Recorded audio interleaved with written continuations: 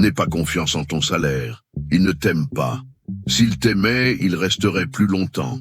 Mais non, il apparaît une fois par mois, fait une visite éclair, te lance un sourire faux et disparaît avant même que tu comprennes ce qui s'est passé. Ton salaire, c'est ce pote qui dit « compte sur moi, paie une tournée le premier jour », puis disparaît mystérieusement quand la grosse addition arrive. Tu regardes le relevé et tu te dis « calme, cette fois ça va aller ». Et lui te répond en s'évaporant. C'est presque insultant. Tu travailles tout le mois, tu stresses, tu te lèves tôt, tu ravales des couleuvres, et le salaire agit comme s'il t'avait rendu un immense service juste en existant. Le jour de la paie, tu te sens riche pendant 5 minutes. 5. Juste le temps de respirer un grand coup, d'ouvrir l'application bancaire, et voilà. C'est fini. Le loyer arrive en premier. Les factures font la queue. La carte se marre. Et le salaire fait semblant de ne même pas te connaître. Il ne te protège pas. Il ne te prévient pas. Il ne te prépare pas. Il apparaît et il s'en va. Et le pire, c'est que tu continues à lui faire confiance. Tu planifies, tu te promets qu'à partir de maintenant, il va rester quelque chose. Et le salaire, poliment, te laisse parler tout seul. Parce que non, il ne t'aime pas. Après ça, tu entres dans la phase la plus dangereuse, l'illusion du contrôle. Cette sensation délicieuse de maintenant j'ai compris, maintenant ça va marcher. Tu ouvres ton tableau, tu organises tout, tu sépares les catégories, tu fixes des objectifs. Et tu te sens comme un adulte fonctionnel pendant exactement 10 minutes. Parce que pendant que tu planifies, l'argent est déjà en train de partir. Il entre chez toi comme une visite polie, complimente la déco et demande aussitôt où se trouve la sortie. Tu dis « calme, reste encore un peu » et il répond « bien sûr, je vais juste payer un petit truc ». Quand tu t'en rends compte, il est déjà parti sans dire au revoir. Et toi, tu fixes le solde comme on regarde une porte fermée après quelqu'un qui est parti trop tôt. La sécurité est fausse. Le contrôle est psychologique. Tu ne contrôles pas l'argent. Tu négocies avec lui. Et tu perds. Tous les mois. Tu dis, cette fois, il va en rester. Maintenant, je suis organisé. Maintenant, je me contrôle. Et l'argent répond par le silence. Parce qu'il n'attend pas tes plans. Ne respecte pas ta maturité. Ne se soucie pas de tes bonnes intentions. Il arrive. Met tout sens dessus-dessous. Et sans va comme si de rien n'était. Et toi, tu continues de remercier en faisant semblant que tout est sous contrôle.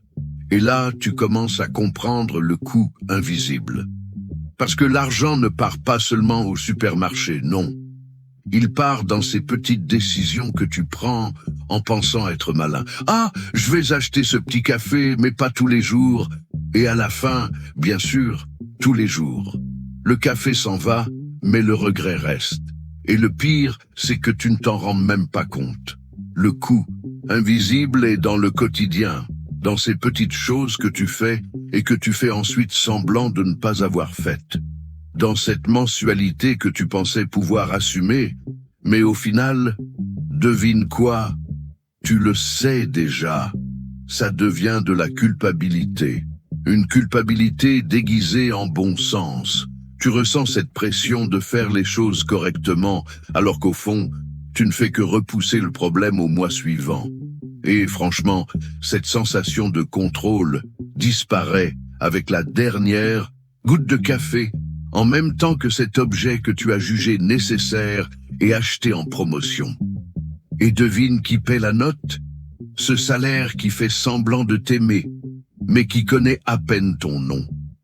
L'angoisse apparaît à des moments bien choisis, comme au milieu de la nuit, quand tu réalises que le mois prochain il y aura plus de mensualité que d'argent.